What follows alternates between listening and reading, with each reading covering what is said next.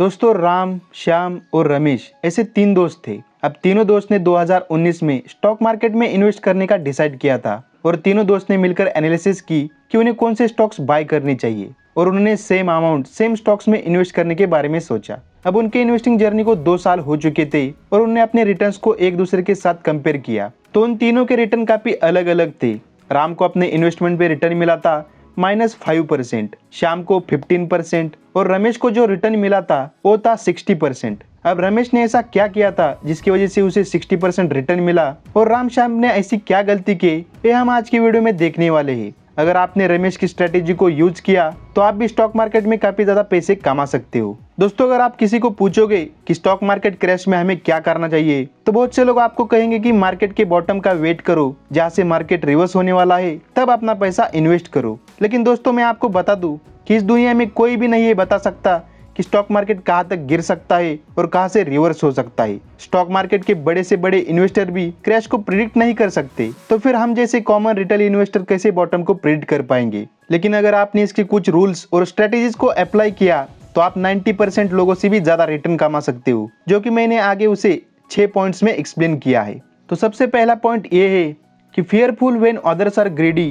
and greedy when others are fearful। आपको पता होगा कि ये लाइन वॉरेन बफेट ने कही है। इसका मतलब ये है कि जब मार्केट में डर का माहौल है, मार्केट क्रैश हो रहा है, तो उस समय हमें डरना नहीं है। मार्केट क्रैश में लोग डर के सेल कर रहे होंगे, लेकिन हमें इसका ऑपोजिट करना है, मतलब हमें बाय करना है। जब 2020 में कोविड की वजह से स्टॉक मार्केट क्रैश हुआ था तो बहुत से लोगों ने अपने इन्वेस्टमेंट को सेल कर दिया था, लेकिन जिन लोगों ने उस क्रैश में बाइंग की थी वो आज बहुत सारा रिटर्न्स कमा के बैठे। अब दूसरा पॉइंट ये है कि स्टॉक मार्केट क्रैश बुरा नहीं होता है, वो तो एक अपॉर्चुनिटी होती है हमारे लिए। अब आपको बहुत सारे इन्वेस्टर ऐसे मिलेंगे जो स्टॉक मार्केट क्रैश से डरते हैं, वो चाहते हैं कि कभी स्टॉक मार्केट क्रैश हो ही ना। लेकिन दोस्तों जो भी बड़े बड़े इन्वेस्टर है जैसे कि राकेश झुनझुनवाला, वॉरेन बफेट, ये स्टॉक मार्केट क्रैश को एज ए अपॉर्चुनिटी समझते हैं, क्योंकि स्टॉक मार्केट क्रैश में सभी कंपनीज हमें डिस्काउंटेड प्राइस पर मिल रही होती है। दोस्तों जब भी गोल्ड, सिल्वर इनके प्राइस कम हो जाते हैं तो हम वो ज्यादा खरीदते और यही कंसेप्ट हमें स्टॉक मार्केट में भी अप्लाई करना है, क्योंकि यही वो टाइम होता है जब अच्छी कंपनीज हमें सस्ते प्राइस पर मिल रही होती है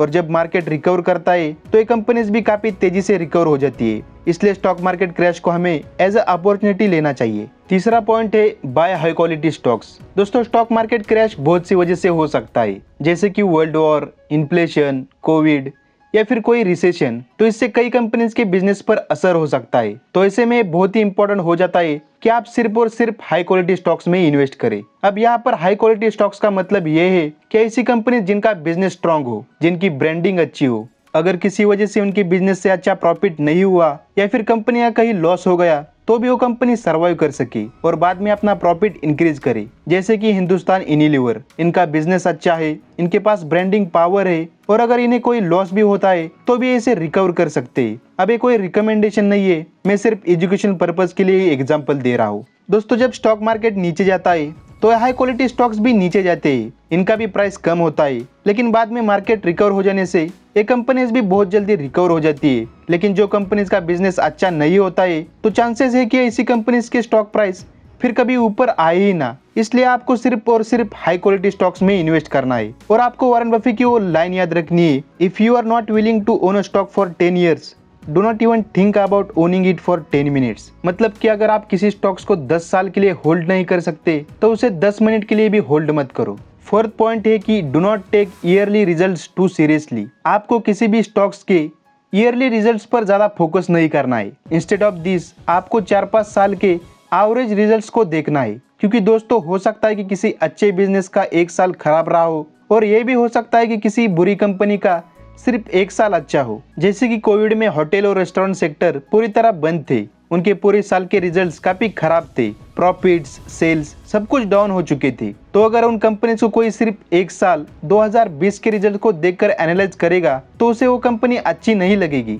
एग्जाम के लिए मैं आपको एक स्टॉक बताता हूँ, IRCTC। अब सेम होटल सेक्टर की तरह IRCTC भी 2020 में काफी लॉस में थी, तो हम किसी भी बिजनेस को बस 1 साल देखकर एनालाइज नहीं कर सकते। फिफ्थ पॉइंट है do not put all your eggs in one basket. ये लाइन आपने पहले भी सुनी होगी, लेकिन बहुत से लोग इसे अच्छे से अप्लाई नहीं करते। लोग सोचते हैं कि अब फ्यूचर तो बस ईवी का है या फ्यूचर अब आर्टिफिशियल इंटेलिजेंस का है, इसलिए वो सिर्फ एक सेक्टर में इन्वेस्ट करते हैं और यही उनकी सबसे बड़ी गलती होती है, क्योंकि फ्यूचर में क्या होने वाला है ये हमें नहीं पता, हम तो बस उसे प्रेडिक्ट कर सकते हैं। इसलिए हमें अपने पोर्टफोलियो को डाइवर्सिफाई करना चाहिए, जिसमें ग्रोथ ओरिएंटेड अलग अलग सेक्टर के स्टॉक्स होने चाहिए। अगर किसी वजह से एक सेक्टर अच्छा परफॉर्म ना करे तो बाकी के सेक्टर उसे बैलेंस कर सकते हैं। जैसे कि अगर किसी ने सिर्फ ऑटोमोबाइल सेक्टर में इन्वेस्ट कर लिया और अगर हाई इन्फ्लेशन या फिर किसी दूसरी वजह से हो सकता है कि लोग व्हीकल कम बाय करें, तो इससे उस आदमी का पूरा पोर्टफोलियो गिर सकता है सिर्फ एक सेक्टर की कंपनीज होने की वजह से। अब चाहे कोई स्टॉक कितना भी अच्छा क्यों ना हो, उनका बिजनेस कितना भी अच्छा क्यों ना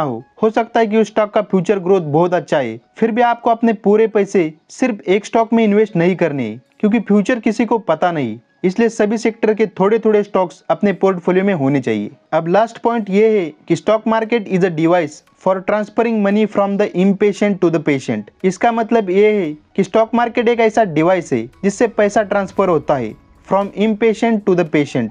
मतलब जिसके पास पेशेंस नहीं है उसके पास से पैसा जाएगा पेशेंस वाले के पास। ये पॉइंट सबसे इंपॉर्टेंट है, क्योंकि अगर आपने दुनिया का सबसे बेस्ट स्टॉक भी खरीद लिया तो भी वो मार्केट क्रैश में नीचे आने वाला है, और अगर ऐसे में आप पेशेंस नहीं दिखाते हो और डर के उसे सेल कर देते हो तो आपको उसमें लॉस ही होगा। इसे हम एक प्रैक्टिकल एग्जांपल के साथ समझते हैं। मान लेते हैं कि अगर कोई बजाज फाइनेंस कंपनी में 2019 में इन्वेस्ट करता, क्योंकि कंपनी का बिजनेस अच्छा है और इसमें ग्रोथ के चांसेस भी अच्छे हैं, तो उसे कुछ मंथ के बाद प्रॉफिट तो मिलता, लेकिन जैसे ही 2020 में मार्केट क्रैश आता है तो ये स्टॉक 55% से नीचे गिरता है। अब यहाँ पर जिनके पास पेशेंस नहीं है वो तो इसे लॉस में सेल कर देते हैं और उनका काफी नुकसान होता, लेकिन जिसके पास पेशेंस है वो इसे होल्ड करता और जैसे ही मार्केट रिकवर करता है तो ये स्टॉक 200% से भी ज्यादा ऊपर जाता है। और आज घूम फिर के वही कंडीशन आई है, ये स्टॉक लगभग 30% नीचे आ गया है और किसी को पता नहीं कि ऊपर जाएगा या नहीं, लेकिन जो पैनिक में इसे सेल करेंगे उन्हें तो इसमें लॉस होगा ही होगा,